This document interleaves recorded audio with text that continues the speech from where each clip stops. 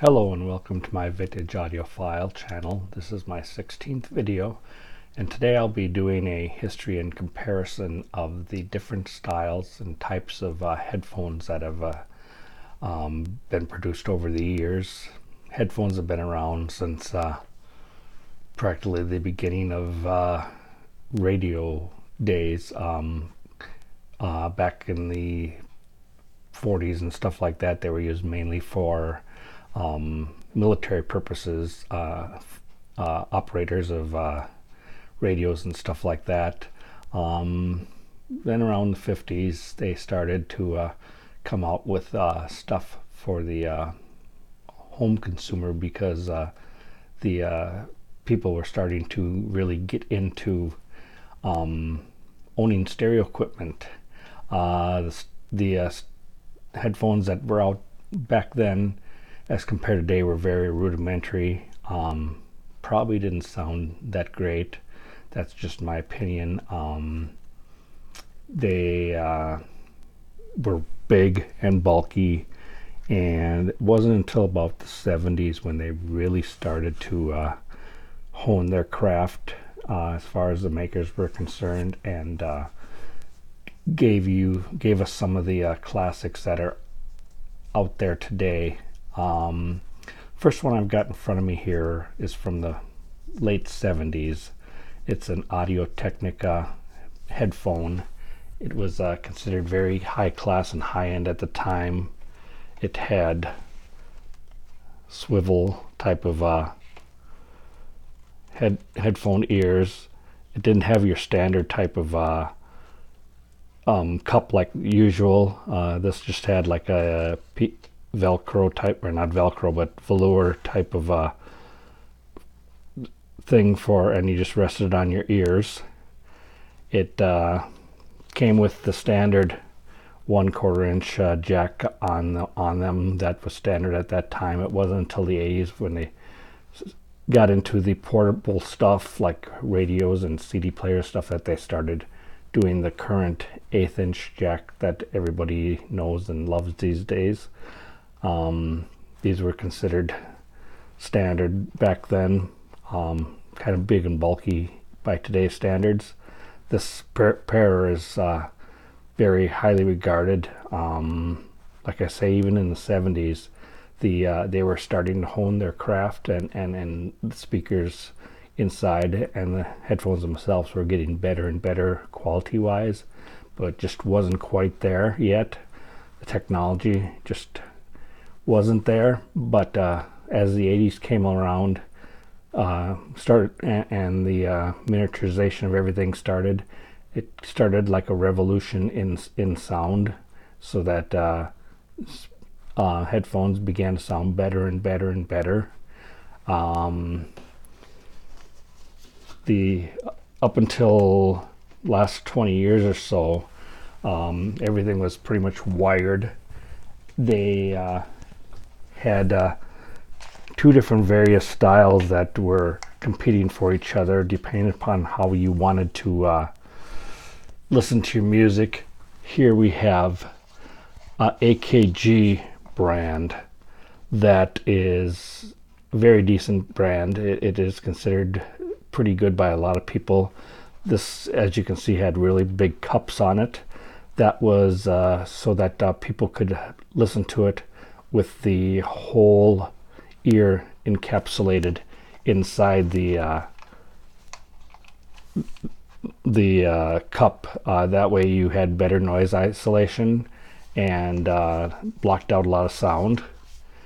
But there was also another competing format that people liked a lot too, and that was with the smaller cups that basically sat on your ear, on the top of your ear, and didn't offer as much noise isolation but offered better sound. Another dynamic that a lot of higher end headphones had, which this one doesn't have, is an open type of grill on the outside here, which allowed outside air and space to come in through the speaker, so that it offered a more airy, real type of sound. It wasn't muted by the fact that there was bouncing off the inside of the headphone case itself, and a lot of the higher end brands had that. Fast forward to the last 20 years or so, and you started getting into what we know of now as your standard wireless headphones. These are, as you can see, a JVC, a standard model. The nice thing about this particular pair is it offers 17 hours of play time with only 3 hours of charging time. And you can see it's got the standard USB type of plug that you see everywhere these days. It'll come out after you're done charging, and it's got your pairing buttons and everything here, as you can see, hopefully. And it also offers a nice thing that a lot of them don't have, and that is a separate bass boost button to deepen your bass if you want to, which there's a lot of people out there that like big bass. That's what this one will give you. And that's one of the technologies that's out there as far as wireless, but then there's also other newer technologies as things keep getting smaller and smaller. We have a pair of Altec Lansing. You've probably seen these around. It's got the standard charging plug here. I will take that out for ease of looking at. And that is strictly the type where you put in your ear. It has small buds on it so that you can easily put it in your ear. And these are, because of their size, they don't have very big batteries in them because they are so small. They usually give you 3 to 4 hours of play time. Personally, that's why I prefer the bigger ones, because they do have a lot longer play time, and sometimes I'm listening 8-10 hours a day. So if you want to listen without having to worry about interrupting your play time, you're better off with the bigger ones. But a lot of people like these for ease of use, and it is basically a personal choice. There are the newer, even the newer ones yet that you see so much these days, which are the truly wireless ones, and they are the kind that plug into their own little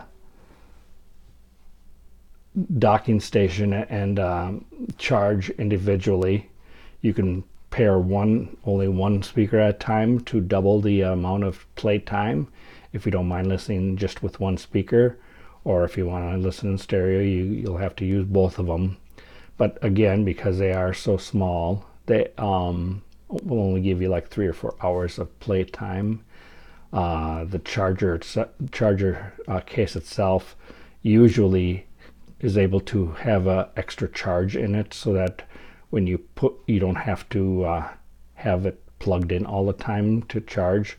There'll be already a residual charge in here, so that when you put them back down, it'll charge them again without having to worry about using your USB cable. But at the same time, you're still getting only 3-4 hours of playtime if that's something that you're a casual listener and you don't listen for long periods of time. That works just fine, especially like if you're on a jog or something like that, or a walk around a park, or walking the dog or whatever. These are perfectly fine. The one thing you also got to know about these type of ones here is they do have a fairly big area where you put it into your ear. If you have a big ear canal, they work fine. This one is a little bit better because it has this on here so that you can kind of hook it on your ear. Some of them don't have that on, and I found that for me this type doesn't work that great because of the fact that they keep falling out of my ears. I would be much more prone to use this kind, which is much smaller and fits right inside your ear canal. Then I don't have to worry about them falling out on me. But it is all up to you as far as a personal choice, what kind of style you prefer or what you're willing to sacrifice. If you want something that's truly wireless without any cords dangling like with the one I just showed you, then this is the way to go. Just beware that there is a possibility that they may fall out on you, especially if you're jogging. So be careful. There are other styles that have other types of these on there, and they're basically known as sports type, so that they will withstand you being able to jog or walk around and not having to worry about that. So again, it all depends upon what you plan on using it for. And that is my brief history of the different styles of headphones out there. Another brief foray into the 70s headphones was a phenomenon known in the mid 70s as quadraphonic sound. They were trying to get that established, and it just didn't work out very well because of the fact that it meant buying all new equipment, and people already had equipment they didn't want to just set aside or throw away or get rid of or whatever. So it was something that mostly people who didn't have a stereo before would buy, and it was basically early surround sound. The current surround sound that has been out for the last 30 years now is based on the same concept as the 70s surround sound that was called quadraphonic back then, and basically that was the use of 4 speakers, whereas now some of the new surround sound can use as many as 11 speakers plus subwoofers, but it's all based on the same concept. They also did have a few of the companies making quad headphones too, so that you could plug them into your quad system and listen to surround sound on your headphones. And that was basically a concept where they had 2 speakers per ear cup, so you had a total of 4 speakers that were placed strategically so that it sounded like it was in surround sound. That went away fairly quickly, as did the quadraphonic equipment itself. It lasted for maybe 3-4 years. But I have seen some of the gamer type headphones these days. Some of them are offering multi-speaker surround sound inside the headphones themselves, and I haven't heard one of those personally. I'm not a gamer, so I don't have any interest in that, but for those people who are gamers that really like to be immersed in the sounds that they're hearing from the games they're playing, it is an option for some people, and I don't know if it would work very well for just your standard 2-channel music. I don't think there's any way to upconvert that to a surround sound, so it's basically been relegated to gamer type of headphones. But that is something else that's out there these days. So that is my brief history on the headphones and what kind of headphones there are. Every once in a while you'll come across a different type of a headphone that piques your interest, but a lot of times it becomes a niche thing that just doesn't catch on. So there are a lot of different brands these days that are out there. Headphones are becoming more and more popular as the years go on. Now there's hundreds and hundreds, probably, different brands out there. Some are super good, high household names like your AKGs, your Sennheisers, your Bose, your Pioneers, Sonys. They all have really good following and a really good selection of across the board, anywhere from entry level to amazing speakers that can cost you as much as a couple $1,000s. But there's also a lot of new upstart brands out there that basically copy a lot of the other brands, but offer them at a significantly different price. Some of them are really good at copying what they're doing, so that they become a really good option for price wise. Some of them are not so good.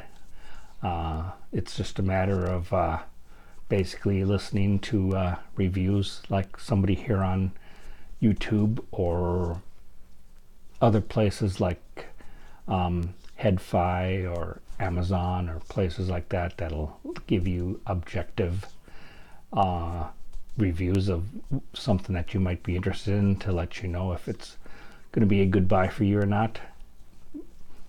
But that is what I've got for you today. I hope you like this video. If you do, please give it a like. Please comment on anything I've said or any questions you may have about anything.